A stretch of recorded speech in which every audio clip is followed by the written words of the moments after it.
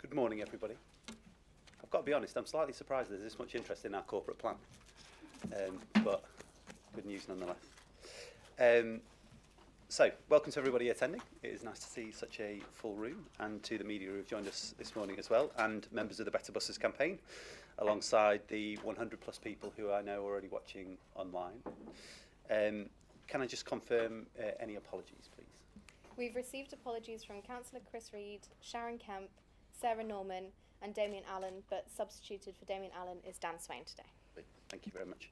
In which case, moving on to item number 2, which is simply some announcements from me. So before we get onto the main agenda, there are just a few things I'd like to update colleagues on, please. Yesterday, I was in front of the Police and Crime panel to discuss my first Police and Crime plan since I took office as the person with responsibilities for Police and Crime Commissioner responsibilities.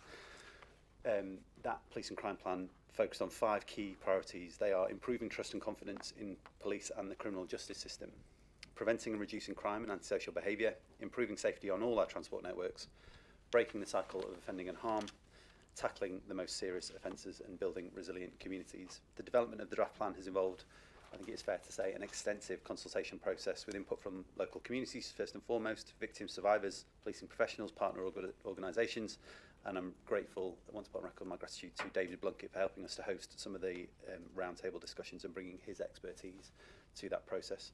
Over 2,100 people responded to the public consultation that took place between December and January, with 4 out of 5 people who did respond supporting those priorities, which I'm really grateful for. That plan also takes account of national policing priorities and regional crime reduction strategies, as I think people would expect. Police and Crime panel members have now fed in any points they want to add to the plan, and that plan will then be published as a final document before the statutory deadline of the 31st of March. Just want to put on record as well that I'll be announcing my Deputy Mayor for Policing and Reform in May, once the local elections and pre-election period is out of the way, and at that point we'll do a more formal and public launch of the Police and Crime plan as well.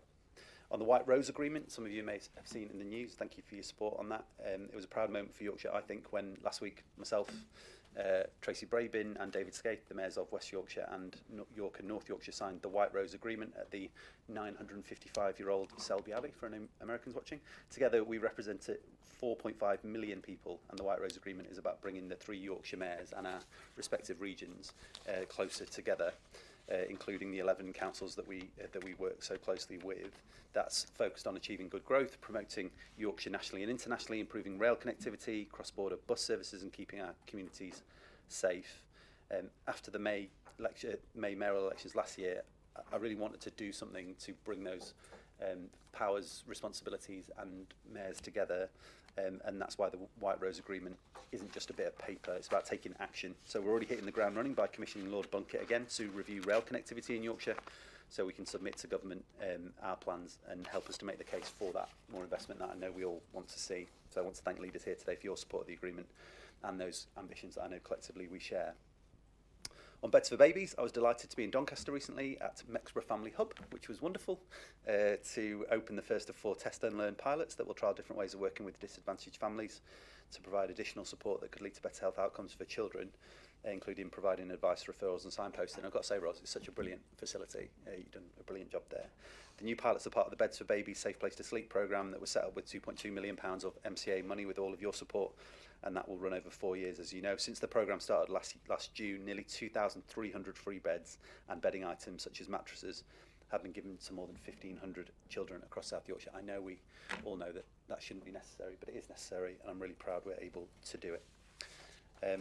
Citizens Assembly, as you'll remember, we held the UK's biggest regional Citizens Assembly at the end of 2023, where 100 people who were demographically representative of South Yorkshire came together over a number of weeks to look at how we take action on climate. And last week I held an event with the Assembly participants to discuss all the work that we're doing on their 14 recommendations, the ones they voted for, including things like, appropriately, taking action on public transport, the airport active travel, green skills and much, much more. I've been meeting with Assembly members prior to the event to keep them updated on progress, and we've also held workshops with local authority staff, the voluntary sector and other stakeholders to address those recommendations and how we take them forward. So I've said this a number of times, but I am absolutely determined to do politics differently, putting our communities at the heart of the decisions that we make, and I was really pleased that we were able to run the Citizens Assembly in such a successful way. And then finally, let me just say, we've launched our walk and wheel challenge. Comes on the back of last year's successful walk and wheel challenge, and so we're doing it again. It will take place during National Walk to School Week, which I know you all know is between the 19th to the 23rd of May, and it aims to give children the freedom and choice to move more and move differently, and build that active lifestyle. So in a special collaboration with Living Streets, the first 100 South Yorkshire primary schools taking part will receive free fun resource packs and the chance to win scooters, bikes and cycling workshops. I'm afraid it's not open to leaders of councils. More info and school sign up is available through the Simco website. So they are my announcements. Thank you very much. Move on to item number 3, which is simply urgent items. I don't believe there are any urgent items. Thank you. Which takes us on to item 4, which are items to be considered in the absence of public and press.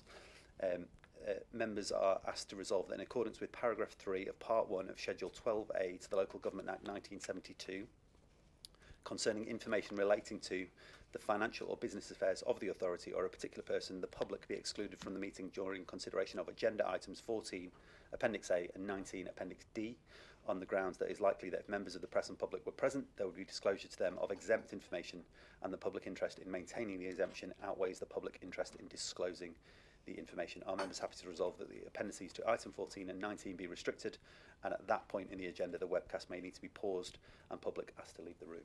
Are members content? Yes? Fantastic, thank you very much. On to agenda item number 5, which is declarations of interest by individual members in relation to any item of business on the agenda other than the standing items. Are members present content that there are no further declarations of interest? Yes, thank you. Item number 6, reports from and questions by members. None have been received in advance of the meeting, I believe. Item number 7 is receipt of petitions. None have been received. Item number 8, public questions. None have been received. Item number 9, which is minutes of the previous meeting. Can I ask leaders to approve both the minutes from the meeting held on the 28th of January and the 11th of February? And do leaders agree that both sets of minutes are a true and accurate account of the meeting? Yes. Brilliant. Thank you. Which takes us on to item number 10, which is corporate plan 25 to 28, which will be presented by Martin. Thank you. Thank you, Mayor. The corporate plan is one of our core governance documents, and it outlines what the MCA is here to do and how we will do it, and how we work with our local authorities in order to deliver that plan. This this document covers the period 2025 to 28, and we will be refreshing it on an annual basis. It's been guided by the Mayor and has been developed in collaboration with our staff and our local authority staff and teams. It lays out the vision, the mission and objectives, and it also includes 6 principles of how we will work, which have been laid out by the Mayor in his own words. It showcases a range of achievements and plans across South Yorkshire, which are extremely impressive. And alongside this, we've refreshed some of our data and outcomes framework criteria, and added a small number of metrics to reflect the focus on inclusion and engagement and our policing and reform responsibilities. The plan in its core content is based around the Mayor's commitment to the pride, purpose and prosperity of South Yorkshire, and it covers the key topics of our vision, our mission, our objectives and our principles. And board is recommended to approve the plan, Mayor. Fantastic. Thank you very much. Any comments or questions on the corporate plan? Sorry, any comments or questions on the corporate plan? No? No? No? Fab. All right, thank you very much. Thank you. Okay, therefore can I ask that the board approves the MCA corporate plan? Thank you very much. Thank you. Moving on to item number 11, which is the scrutiny protocol implementation, which is an item that will be introduced by Rebecca. Thank you, Mayor. Good morning. This paper presents to the board an update on progress made towards implementation of the scrutiny protocol by the MCA. The protocol was published by government in November 2023 and contains non-statutory guidance for good practice in accountability and scrutiny within combined authorities. Across the majority of principles set out in the protocol, implementation is either complete or continuing to develop holistically as the MCA's scrutiny function matures. and areas of significant progress this year have included member training and induction, work planning, and appointments based on key skills and experience. Some of the recommendations within the protocol do remain outstanding, in particular member remuneration, portfolio lead scrutiny, and the attendance of committee chairs at the MCA board. At its meeting on the 6th of February 2025, the Overview and Scrutiny Committee formally resolved to recommend to the MCA board that the protocol be implemented in full. Under the MCA's constitution, that recommendation must be responded to within 2 months, and therefore, as well as noting activity to date, the board is asked to consider and provide a response to the recommendation of the Overview and Scrutiny Committee. In particular, the board is asked to consider, with regards to member remuneration, whether an independent remuneration panel should be convened to consider payment of allowances to committee members directly by the MCA, or whether the payment of member allowances should remain a matter for individual constituent authorities. On portfolio holder scrutiny, the board is asked to consider whether leaders as portfolio holders should attend Overview and Scrutiny Committee alongside the relevant MCA director to speak to portfolio matters. And finally, the board is asked to consider whether the chairs of committees should be invited to attend the MCA board as non-voting members on at least an annual basis. Thank you. Fab. Thank you. Any comments or questions for Rebecca? Thank you. I think the recommendations are sensible. I think we know that we have the English devolution white paper coming later in the year, and it seems sensible to consider that alongside the response. So I think there's work to do over the next few months to make sure that we get ourselves into the best place, and I'm sure that Councillor Reid, as the portfolio holder in this area, will want to be part of that work. So I'm sure he would echo those comments if he were here today. So I think the recommendations are sensible. Thank you. Any other comments or questions? No? Okay, can I therefore ask that the board agrees the recommendations in the paper? On the first item, can you just summarise what the position is with regards to the three? Okay. So that the board note the progress towards implementation of the scrutiny protocol to date. Note the resolution of the Overview and Scrutiny Committee on 6 February 2025 to recommend that the MCA implement the scrutiny protocol in full. Note the government's commitments in the devolution white paper to undertake a review of the protocol. Consider proposals for further implementations as set out within this report, and provide a response to the recommendations and overview of the Scrutiny Committee. Mayor, can I just ask the board to consider the first point under the final recommendation, which is the response to the committee on the issue of member allowances and whether an IRP should be convened, or alternatively whether that should remain a matter for individual constituent authorities. Thank you. Okay, everyone happy?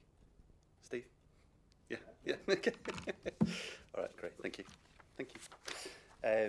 Okay, in which case we're moving on to item number 12, which is the Chief Exec appointment, in which case I'm just going to ask Martin and Kate to leave the room. So if you just give them a moment, and then the item will be presented by Gareth. Thank you very much. Thank you, Mayor. I'm joined here today with my Director of HR, Julie Hall, and we're really pleased to present a report to the board recommending the appointment of a new Chief Executive Officer and Head of Paid Service. So following a competitive recruitment process, this report recommends the appointment of Catherine Hammond. Catherine currently holds a senior role within the civil service and can join the MCA from the 19th of May. To support continuity in governance arrangements, the report proposes a number of interim arrangements, including an extension to the contract of our current Chief Executive, Martin Swales, up to the 1st of May, and the interim designation of Kate Josephs as Head of Paid Service as an officer of the MCA up to the point, from that point up to Catherine's arrival. So we're happy to take any questions at that point, Mayor. Thank you. Thank you. Well, let me just say before I bring others in if they want to comment, just firstly, and I can say this because he's not in the room, just how grateful I am to Martin for the work that he's done as our Chief Executive over the last couple of years. Since I became Mayor, it's been brilliant to be able to work with Martin, and I'm really grateful for all his expertise and enthusiasm and experience that he has brought to the role, and the significant amount of work we've been able to do. For instance, the decision that we're taking today, I'm sure wouldn't have happened, certainly not in the same way, if it hadn't been for Martin's energy and enthusiasm for bringing forward those pieces of work. So really grateful to Martin. And I'll say more when Martin steps down, but just for now, that's worth saying. And then secondly, on Catherine, I'm delighted that we've managed to appoint Catherine. She is, subject to your agreement, she is absolutely brilliant, I think first rate, and will do a brilliant job taking on where Martin will be leaving off. We're in a whole new world, aren't we, when it comes to devolution, and it's a really exciting place for us to be, and I know someone like Catherine is going to help us move that forward further and faster and tackle those big challenges and opportunities that we have in front of us. She's got some brilliant experience and is going to be a real kind of powerhouse, I'm sure, so looking forward to working with her. Any other comments or questions? Fully support the recommendations, was pleased to be part of the process and thought that Catherine was an excellent candidate, so I'm sure she'll do a great job, and echo your words about Martin's contribution to the MCA, and there will be an appropriate moment, I'm sure, to say more, but hopefully that can be noted today. Thank you. Any other comments, questions? Yeah, Ross. We were not part of the process, however, I'd like to welcome Catherine to it. We want someone who's going to drive South Yorkshire forward, and therefore I look forward to working with her and seeing the progress that we can make very quickly. And I think the interim arrangements are the sensible way forward. Great, thank you, Steve. Okay, thank you very much. In which case, can I ask if members to agree the recommendations as they are in the paper? Yes, fantastic. Thank you very much.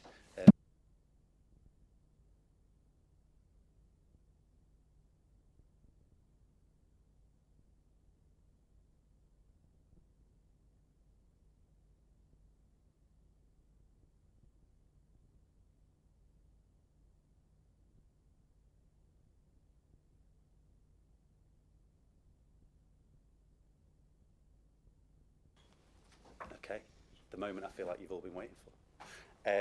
So we'll move on to item number 13, South Yorkshire bus franchising. I just want to take a moment to introduce this item if I can. I'm delighted actually that we have this paper in front of us for a decision today, because public transport, as I think we all agree, matters. It matters fundamentally. Without reliable bus service, our communities can't access jobs or opportunity services or anything else. Car ownership isn't an option for all too many people across South Yorkshire. We know effective public transport reduces congestion, improves the quality of our air, supports housing and business growth, contributes to more vibrant towns and city centres, and it's foundationally important to our places. We know it matters hugely to the communities we serve. We saw that in the consultation response that we had in South Yorkshire, the biggest pro rata public consultation of its kind in the country, with over 7,800 people taking part, with a huge amount of support for the decisions that we want to take today. We've also engaged in good spirit with bus operators, business groups, and everyone who has a stake in our transport system, and I'm grateful for those in the room who I know will have taken part in the consultation exercise as well. I'm just genuinely proud of the scale and the volume of the engagement that has taken place. I think it is really important when we are taking a decision about public control that fundamentally the public are at the forefront of that consultation. Outside of the formal consultation process, I've met with thousands of people from across Barnsley, Rotherham, Doncaster and Sheffield, face to face, some of them, most of them, regular bus users, some who don't use the bus, I think it is fair to say, and some who want to again in the future, but can't or don't right now feel confident enough, and therefore we have to change the system. Our customer service team and frankly the contents of my email inbox and social media do sort of reflect how important this is to everybody in South Yorkshire. And there is, I know, a real frustration about how the system currently operates, and it has operated for the last 30 odd years. And I've had to resort to saying in a lot of those meetings, as I know you will have as well, I can't do much about it. And I can't do much about it because the bus companies are the ones who really run the show. And the reasons for that are complex. You know, bus companies are often trying to do absolutely their best to move as many people as possible. I know that, but the system doesn't work. And we've grappled with those problems and challenges around this table in other meetings that we've had. And as we've done everything we could, I think, as an MTA to respond to those challenges, including investing millions of pounds in keeping bus services afloat, invested in concessionary fares, keeping prices as low as we possibly could, especially under the last government with not enough money. We've worked through our enhanced partnership board with bus operators, user groups to make as much as we could of the current system as it stands right now, and it still hasn't been enough. And that's why we've been doing the work that we have to take us to the point we are at today. So I just want to hand over to Rebecca, who will set out the decision-making process, and then I'll come back in and introduce Matt. Thank you, Mayor. This item presents a report and appendices for consideration of the board, together with a set of recommendations. So decision making for this item is slightly different to the normal method of decision making by the board, in that the decision to make the franchising scheme set out in Appendix C is a decision of the MCA exercisable by the Mayor. As such, it is only the Mayor who can decide to make the scheme or not, having heard from other members of the board. So following presentation of the report and debate and questions in the usual manner, members from the constituent councils will consider whether to recommend the making of a scheme to the Mayor based on the strategic aims of the MCA, the previously reported assessment, the consultation and other material considerations as set out in the report and appendices. Should the board recommend to the Mayor to make the scheme, the report also sets out a series of recommendations for the MCA board to make that are contingent on the Mayor's decision. I will take members through those recommendations following presentation of the report and the debate by members. The Mayor will then consider, in light of all the material facts, whether to make a franchising scheme for South Yorkshire. The Mayor will take his decision and advise the meeting of that, which will be recorded in the minutes. Thank you. Any questions for Rebecca on any of that? All right, can I bring in Matt? Before I do, Matt, can I just put on record my thanks to you and your team. I know there's been a huge amount of work that has gone on in order to get us to this point. It is no small task, absolutely no small task. And I know some people won't understand just how much work has to go into getting us to this point, but it's been huge. So I just want to put on record how much I'm grateful for working at pace and at scale and at speed to get us to this point. So you and the whole team, really grateful. Matt, over to you. Thank you. So the report follows a number of previous reports to the MCA, most recently in October of last year, and relates to the final part of the process, the statutory process towards a decision whether to franchise the bus system in South Yorkshire. So the report covers the statutory consultation, the MCA response to the consultation, and makes a series of recommendations relating to the introduction of bus franchising in South Yorkshire. Appendix A and Appendix B set out the analysis of the consultation and the MCA's response to the issues in further detail, including the views of the public, who were overwhelmingly supportive of the proposals, and statutory consultees, including local authorities, bus operators and passenger groups. There was nothing in the responses that prompted any significant changes to the approach that's previously been proposed, but as a result of the feedback, we have set out some modifications to the scheme and clarifications which relate to cross-boundary bus services, mobilisation periods and go-live dates. These are all set out in the report. I'll be happy to take any questions. Thank you, Matt. Any questions for Matt on the paper? I know we've been working on this for a couple of years now, so I know you know a load of the details. No, but I'd like to make a statement. Can I bring you in a moment? Because I really want to hear your thoughts. I'm just about to bring the leaders in, if that's okay, and you. So, any other questions for Matt? Colleagues, about what we're just about to talk about. Thank you very much. I'm delighted to see the number of people who responded to the consultation, but as much so with their views, and 75% want to see strongly supported proposals, but the issues are and still out there, especially within Doncaster, and that's current bus network, including service reliability, service frequency, lack of direct services, and services of that's been cut. So over the time, I would like to see rapid improvement into these.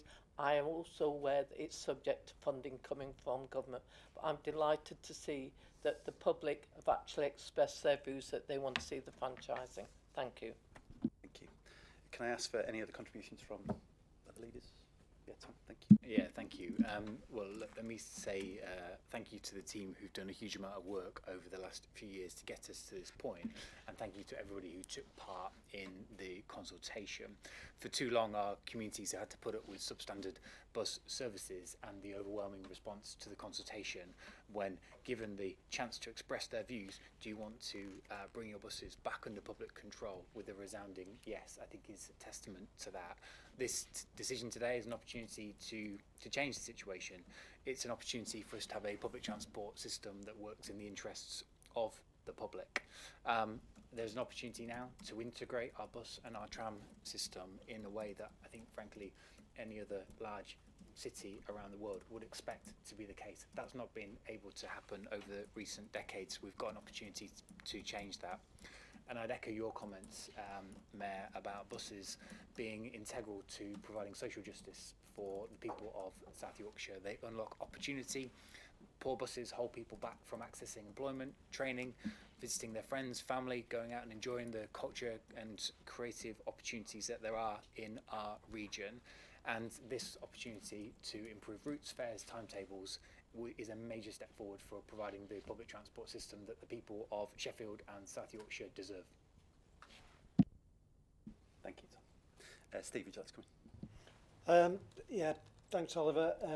Just to say from my perspective, clearly this is a welcome report being put before members, and there is unquestionably a desire in Barnsley, as there is across South Yorkshire, for these services to be brought under public control again. I have to say the people of South Yorkshire never wanted them privatised in the first place, and there's no doubt they've been proved right over time. But thanks to the changes in the law and support from the new government, I have to say, because without financial backing and support, this would be very difficult. We're able now to do what most people want, which is to bring it back under public control, which will undoubtedly, in my view, lead, first of all, as Ros has already said, greater reliability in the system, and that hopefully we can bring that fairly quickly. But then, as others have said, improve the offer to residents across South Yorkshire over time, and it will take time. So there's going to be a job here, I think, of managing expectations of how much can come and how quickly it can come, but it will come over time, and I think that's the key point. One of the things I would say is, thanks to yourself, we are jointly funding a pilot programme in Barnsley over the next couple of years to reintroduce, I have to say, in Barnsley, because we used to have it, free bus fares for under 18s. That is something that worked very well in Barnsley previously, under a previous Labour government. We know from experience elsewhere the big impact that has on young people and their quality of life and their learning and other things. So if we can make that work, I hope that's something, once franchising is introduced, we can roll out across South Yorkshire, because that will be a huge benefit to the community, and it's that kind of thing I think the public are looking to us for. The other thing I would say is we are all aware today there are some big proposals being made in another world that will have a huge effect across South Yorkshire in particular, because we have large numbers of people who are economically inactive. And we have a desire as South Yorkshire to get people into work where that's appropriate. But in doing the Pathways to Work programme, which we did, one of the things that came back, particularly from young people, but from everyone, was I can't get a bus to get a job. So even if I'm able to sort my health or caring or other challenges out, I simply can't get there. So franchising, just linking that back, hoping this is making sense, linking that back gives us the opportunity to re-look at routes and to refocus on some of those areas that people want, which is, as I say, not just getting in and out for leisure purposes, which are hugely important for large parts of the population, but employment matters, and we're seeing today employment matters. So having that control over the buses and being able to influence those routes and get to where people want to be and need to be is going to be really, really important. So obviously overall, really welcome, and I would recommend that you agree to take this forward. Thank you. And yeah, it makes, as always, it makes a huge amount of sense, and you're absolutely right to flag up the point around getting people back into work, and I appreciate the comments from you, Ros, Tom. Really grateful for your support, not just today but through this process. I know it's been a long and drawn out one necessarily, but I think we've got to a really good place. So can I please hand back to you, Rebecca? So, given the importance of the decision and the different components of the recommendations, I propose to take us through them one by one for clarity. So the first set of recommendations for the board are to note the completion of the consultation on the bus franchising proposals, to note, consider and have regard to the content of the bus franchising consultation analysis report presented in Appendix A, to consider and endorse the MCA's response to the bus franchising consultation response report summarised in this report presented in Appendix B, to recommend that, in accordance with the Transport Act 2000, the Mayor makes the bus franchising scheme as set out in Appendix C. And the second set of recommendations, which are contingent on a decision of the Mayor, is that if the Mayor decides to make the scheme, to approve the publication of the response report, Appendix B, the mayoral decision, the scheme as set out in Appendix C, and a transitional notice as set out in Appendix D, and to give notice of the response report and the transitional notice to the Traffic Commissioner. To agree to delegate the undertaking of the process to bring an end at the appropriate time, the South Yorkshire Enhanced Partnership Plan and South Yorkshire Enhanced Partnership Scheme for buses in accordance with the scheme to the Executive Director for Transport in consultation with the Monitoring Officer and Portfolio Holder for Transport. To note that transitional funding of £5 million for the financial year 2025-2026 to begin the implementation of bus franchising has already been agreed by the MCA as part of the MCA's budget. To note that £350 million of the indicative City Regional Sustainable Transport Settlement for 2027 to 2032, known as CRSTS2, has been earmarked to support the required capital investment for bus franchising and decarbonisation. And finally, to note that if the Mayor decides to make the scheme, any future funding arrangements for the implementation of the bus franchising will form part of the MCA budget setting process in future years. Are members happy to agree those recommendations? Thank Yes. you, Mayor. Those are the Fantastic, thank you. So, having listened carefully to the members of the board, not just today, but clearly previously as well, I'm grateful for their input and their unanimous support for the MCA on behalf of the region moving to a franchise model for bus operations in South Yorkshire. I have carefully considered both the material before me today and the material that has been put before this board previously, including, one, the comprehensive assessment of the options for bus reform that demonstrated that franchising in the form of the scheme we consulted upon was the option that would best deliver the strategic aims of the MCA, including our BSIP, and is an affordable option. Two, the independent audit, which confirmed that the information and analysis of that information upon which the assessment was based was of sufficient quality. Three, the consultation, including the analysis and response report, both of which are appended to this report. Separately, I have been comprehensively briefed by officers on the consultation results and taken through the two reports before us today. There is little doubt that there is overwhelming public support for the franchising proposals and a real wish to see that change. I'm hugely grateful for all the members of the public, businesses and statutory consultees who took the time to give their views and help shape the decision. The equality impact assessment that shows that there are no disbenefits to the most vulnerable members of our society. I aspire to ensure that such members of our community only see future benefit from the proposals. And five, the views of my fellow board members expressed just now, showing unanimous support. So, today, we're making history. Turning back the tide on the failed experiment of privatisation of our bus network that was started in the 1980s, putting the public back into public transport. When I was elected as South Yorkshire's Mayor in 2022, I promised to take back control of our buses. Today, I'm proud to say that is a promise that is being kept. Therefore, having had regard to all of the above factors, I have decided to make the bus franchising scheme as set out in Appendix C of this report. Starting in 2027, we will begin to take back control of our buses, our routes, our fares and timetables across South Yorkshire, so we decide where buses run, when and where. Buses are essential for our communities. They connect people to services, to jobs, to training and to opportunity, and to friends and to family. And when I was growing up in South Yorkshire, we had a bus service that did all of those things, a service we could be and were rightly proud of. But for over 40 years, we've seen public transport taken apart.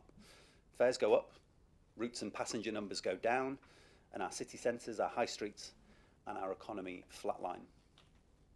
I want us to build a bigger and a better economy in South Yorkshire, an economy where everyone has the opportunity to stay near and go far. If we want that vision to become a reality, we need a public transport system that does just that, that allows people to get where they want to go, when they want to go there. After nearly 30 years, we took the tram back into public control last year. Today is another huge step on that journey. The destination is a fully integrated transport system across Barnsley, Rotherham, Doncaster and Sheffield, one that works in the interests of our communities and our economy. Thanks to funding commitments from this government, today we have taken the decision to invest hundreds of millions of pounds into our bus network over the next decade, to take responsibility for those services and to make them work for people across South Yorkshire. It will not be a silver bullet. It will not be without risk or without challenges. I've no doubt there will be teething problems along the way, but the prize is worth it. Connected communities, a bigger and better economy, but perhaps most importantly, people being back in control of essential services. Piece by piece, we are restoring the pride and the purpose and the prosperity of South Yorkshire, and I'm grateful for all your support. Thank you very much.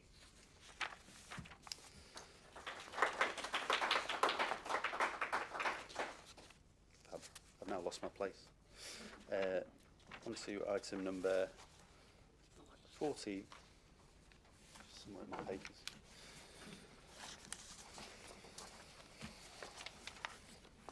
(14) BSIP funding options, please, from Lawrence.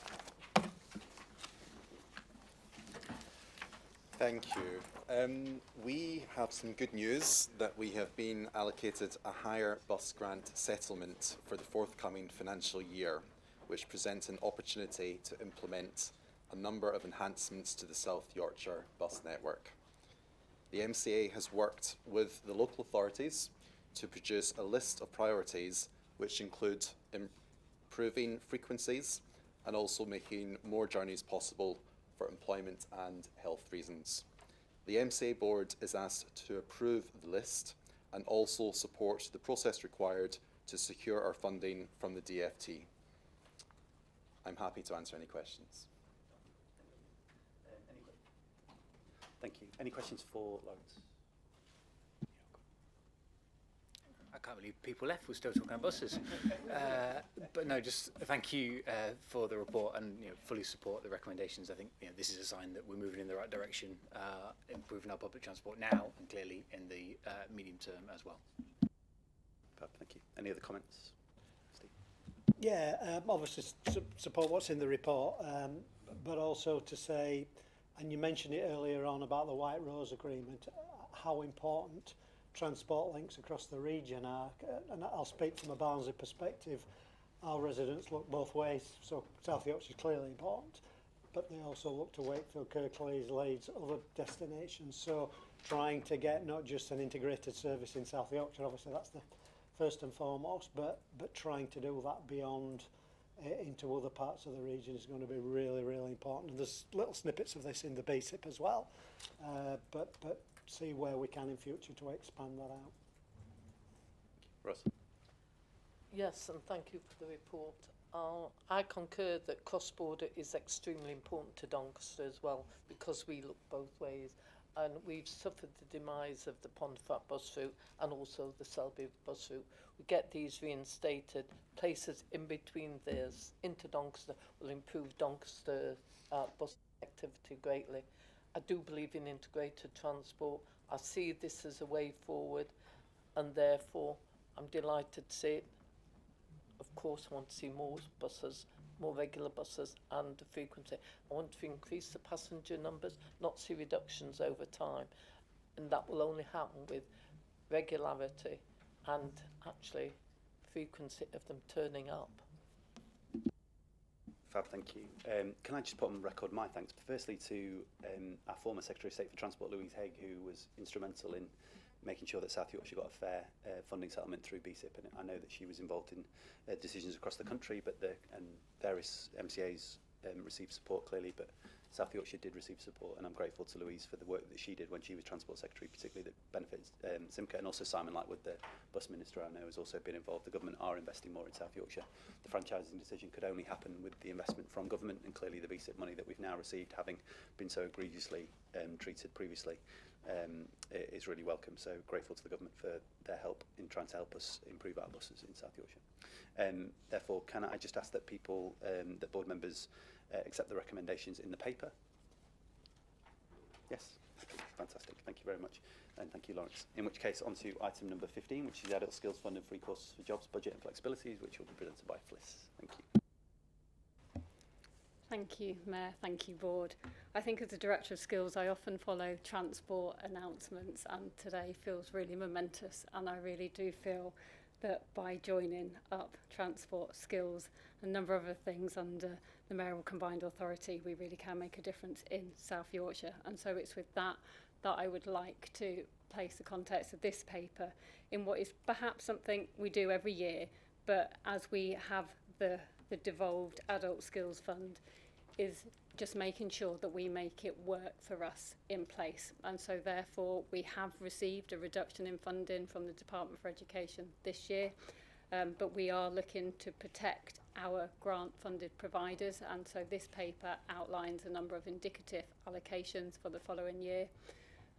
You'll see within there that we're also allocating more money to the City of Doncaster because we need to level up spend there.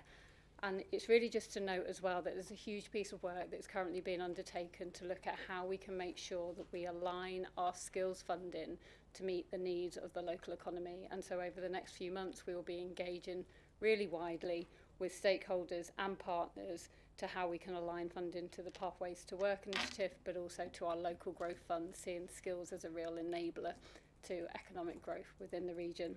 So this is to approve indicative allocations, approve the flexibilities, but also to note the reduced funding we've received for the next academic year. Thank you. Thank you, Fliss. Any comments or questions for Fliss? Yeah, right. Thank you for that, and I do greatly appreciate the levelling up that's occurred. The additional 1 million to Doncaster as a place is more than needed, and we will see it used properly, and we will be submitting a joint report with the college as well as the City of Doncaster. Thank you. Thanks, Ross. Any other comments or questions for Fliss? No? Thank you. Okay, in which case, thank you, Fliss. Can I ask that members of the board accept the recommendations in the paper? Yes. Thank you. Thanks, Fliss. In which case, move on to item number 16, which is Supertram business plan, which is going to be introduced by Lawrence and I believe Patrick. Yeah, Patrick, hi. Hello again. So the Supertram has been back under public control for nearly a year and is giving us an excellent opportunity to build an integrated transport network. The draft Supertram business plan, which today we're asking the board to endorse, sets out the MCA's priorities for the system over the coming year and the outcomes to be achieved, focusing on operational improvements and investment. The board has recommended to approve the plan.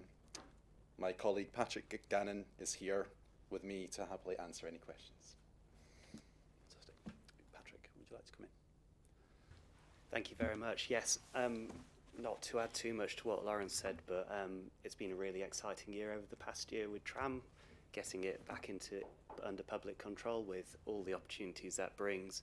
It's been a strong focus over the past year on safety, on reliability, on listening to the customer, ensuring we invest in the basics such as cleaning, customer facilities and all of that, alongside starting a multi-million-pound investment programme into improving the reliability, and that will continue into the future. And I hope this is a really exciting proposition to show how we can bring together the strategy, policy and delivery for the benefit of the residents and businesses of South Yorkshire. Thank you.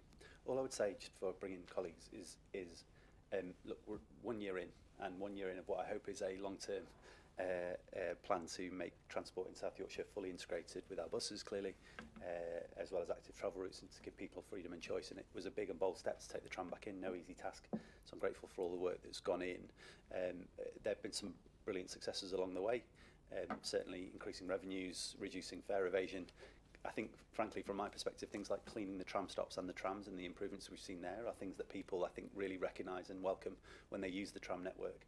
And it's not something that necessarily shows up on a bottom line, but it's something that I think our communities really respond to and see as one of the benefits of bringing trams back under public control, that we can invest in a different way and make the experience better for everyone. But that's not to say I don't recognise some of the challenges, and there are still challenges, and I think it is worthwhile saying that. When we bring these trams, when we bring public transport back under public control, we take responsibility for those services. And that was after 27 years of a lack of investment, in my view, and we should have invested more. And now what we're able to do is invest, as you've already said, in a significant way into the tram infrastructure. We had to fight the government for that money, but we got there in order to get some more money for our trams. As we all have to do for all of our transport networks across South Yorkshire, because it's fundamentally important that we have transport networks that work for everybody in every corner of the region.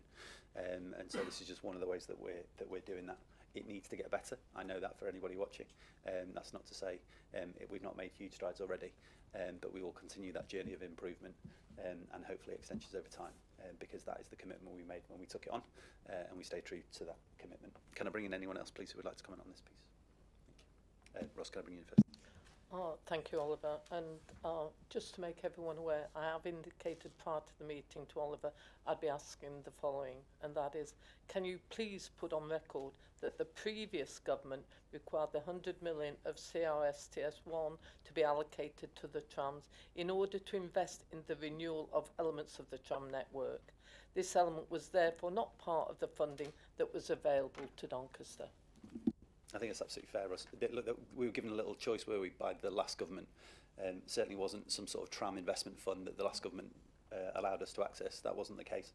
So we had little choice but to use that money in that way. Our CRSTS1 bid included 100 million for tram renewals on that basis. And we entered on that basis then a competitive process with the government, as the government liked to do previously, which was to pit regions against regions, which I think was frankly unhelpful. There's no way of us knowing whether we would have received more or less as a result of that process. Absolutely none whatsoever.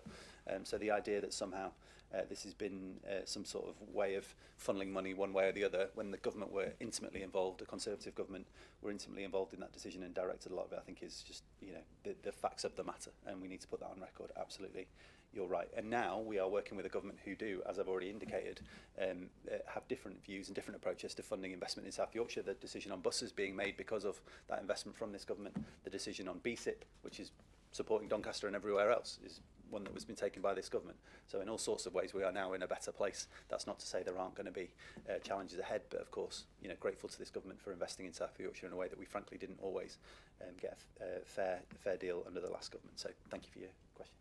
Tom, did you want to come in? Yeah, thank you. Thank you very much to the team that worked on bringing the tram back into public control over the last year and for preparing the business case. Like the Mayor, I welcome the improvements that have taken place over the last year, not just the cleaning of tram stops, but the replacement of tram stops in some instances, and also upgrades to conductors' ticket machines, which, as we know, have led to a better experience for tram customers and a drop in fare evasion. So a significant example of how a investment can improve both the experience for passengers but also the bottom line of the tram. We've got opportunities we've touched upon earlier on to now integrate bus and tram. That is the prize, and that's what we'll be working to do over the coming years. And we'll also over the coming years be looking to expand our tram network. Foresighted predecessors of ours took a decision nearly 40 years ago that the region needed a mass transit system. And as we know, the routes for the tram look broadly the same as what they did when the tram began running in 1994. We've got big ambitions to expand the tram network, and I welcome the additional stop that will be coming forward at Magna later this year. It is a sign of how we are growing the network, and we know, and as we've talked about, we have plans for more new lines on the tram to make sure that the rest of the city and the region can benefit from a mass transit system that the region deserves. We're planning new neighbourhoods and we want to connect them up to the tram. So there is a big opportunity, and I look forward to working with all of us here, with the Mayor and with the Labour government to help realise our big ambitions for tram. Any other comments or questions? No? In which case, can I ask that the board accepts the recommendations that they are laid out in the paper? Thank you. Thank you, Patrick. In which case, on to item number 17, which is the annual group budget and treasury management strategy. And that paper will be presented by Gareth. Thank you very much. Thank you, Mayor. I'm pleased to present a balanced budget to the board along with a number of accompanying strategies. For the first time, the budget accommodates police and crime functions, including that budget afforded to the Chief Constable. And accommodating that activity, we present to the board the largest funding envelope ever directed by the Mayor and the MCA. That stands at £632 million through the revenue budget and £223 million through the capital programme. This resource will allow us to deliver on the MCA and mayoral aspirations, the corporate plan that we discussed earlier, the Mayor's manifesto, and also local authority place priorities as represented through place investment plans and other documents. The report also touches on many of the things we've already discussed today. The budget reflects a 2% increase into the transport levy, resource from government through the BSIP, as we've discussed, but also local money that we've been able to generate through the MCA and invest into bus franchise and transition. Budget also accommodates new activity designed to support national growth challenges and also the challenges around the economically inactive, as discussed earlier. That includes new activity, including our Connect to Work programme and the flagship Pathways to Work programme. Looking ahead, the budget report identifies increased risk around our commercial exposure to the tram and bus network into the future, but also inherited challenges around the policing budget. We continue to work with national government on those challenges, and we look forward to both the spending review that hopefully provides some answers and towards the integrated settlement that the MCA will accede to in 26-27. Finally, the report concludes with a Section 25 statement that confirms the robustness of estimates and my own view as the Chief Finance Officer on the risks ahead. But I'm pleased to recommend this budget to the board. Thank you. Fantastic, thank you. Any comments or questions for Gareth? Just on the point that Gareth's, I've got to find somewhere to put this in, so forgive me, Gareth. There's a lot of announcements going to be made today about the future of welfare and the impact of that, and that will clearly impact on people in South Yorkshire.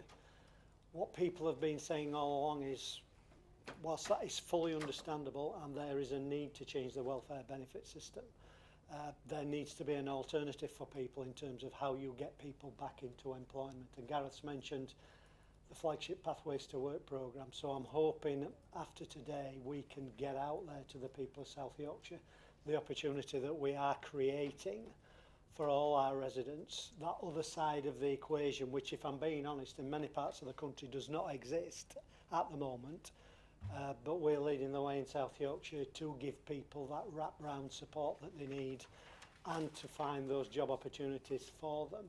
So I just think after today it's going to be really, really important that the Pathways programme is known far and wide, and the opportunities that we are creating far and wide, because one, that's a good thing to do, but two, it will give people a bit more reassurance that they're not just going to be left to their own devices, that there is help and support out there for them, and we're going to be leading the charge on that on their behalf, with a programme that I hope one day potentially could be rolled out across the country. And worth just saying in response, I mean, just in the last week, having had Judge Gould here to talk about public service reform, had the Minister for Employment here to talk about some of the work that we're doing, not least Pathways to Work. We had kind of media interest in Pathways to Work. I mean, there's a significant amount of interest and support from the government on Pathways to Work in particular, but South Yorkshire's broader approach to getting people back into work, which is fundamentally important. So thank you. Any other comments or questions for Gareth? Thank you, Oliver. And I concur with all that Steve said. It's about working collectively together and getting people the training they need to get them back into work. And following on from there, we also need they need the ability to get there on whatever form of integrated transport, and therefore I look forward to seeing what comes forward with the spending review, because we're very aware that a major scheme that takes people from Goldthorpe in Barnsley through to the A1 and then from the A1 to the A19 will actually open huge swathes of places where work can commence and people get the jobs that they require. Thank you, Ross. Thank you. In which case, unless Gareth, anything else you want to add? No. Can I just ask that the board notes and accepts the recommendations in the paper? Thank you very much. On to item 19. Start again. On to item number 18, which is the assurance framework, which is presented by Lindsay Whittaker. Thank you, Lindsay.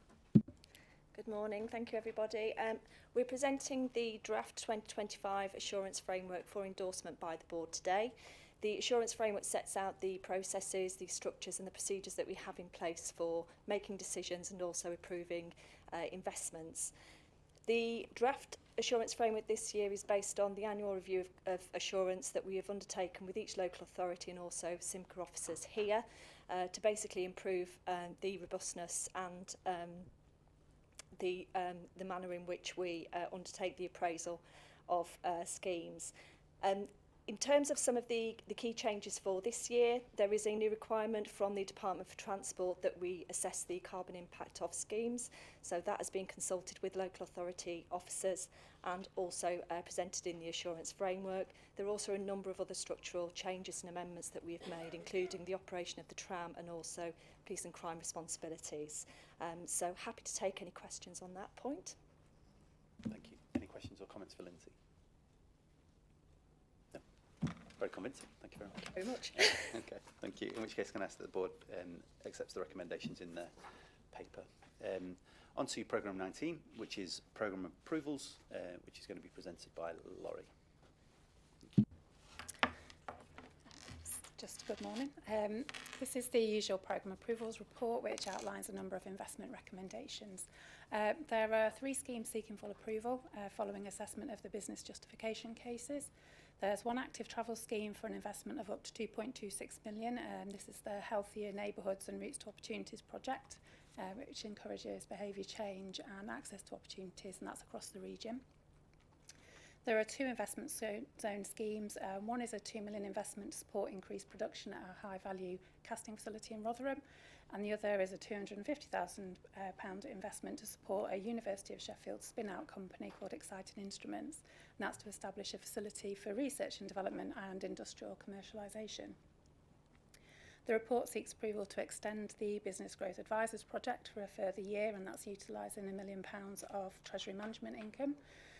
There is one scheme seeking in-principle approval at outline business case stage, and this is a grant funding investment of 5.83 million to the Event Central project on Fargate in Sheffield, and that forms part of the Sheffield Gainshare programme.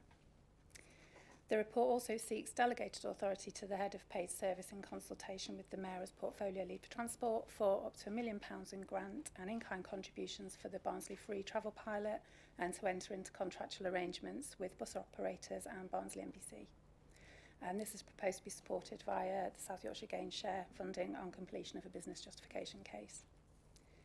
The report also provides information and seeks approval to accept 3 Department of Transport grant awards. Firstly, the Active Travel 5 capital funding of 1.64 million. There's an allocation of just over 5 million of Consolidated Active Travel Fund, which is split between capital 3.81 million and revenue of 1.2 million. And there's an allocation of 6.73 million of the Local Highways Maintenance Fund for 25-26. And then finally, the report seeks delegated authority to the Portfolio Lead for Skills and Employment in consultation with Section 73 Monitoring Officer to accept a base grant of £400,000 from the Careers and Enterprise Company to support Careers Hub activity. And that's for 25-26, and also to submit proposals for, and if successful, accept grant funding for a further £300,000 for additional pilots and programmes relating to Careers Hub activity. Thank you. Any comments or questions for Laurie? Thank you. I welcome the approvals here today, certainly for Event Central, but also the investment for Exciting Instruments. I had the pleasure of visiting Penline 5 recently, which is fast becoming a home to a really fast-growing cluster of new exciting firms in the city, as it's a core part of our innovation spine work. So credit to all the team that are working down there to help make that come to fruition, and would welcome perhaps the mayor, maybe we could go and visit at some point, because there's a lot of interesting companies down there, so it'd be good to further show their support. Thank you. I love it in Yorkshire how we name companies after exactly what they are. So we've got special melted products and we've got exciting instruments, and they both do exactly what they say on the tin. I'd love to visit. So yeah, thank you for that. Any other comments or questions?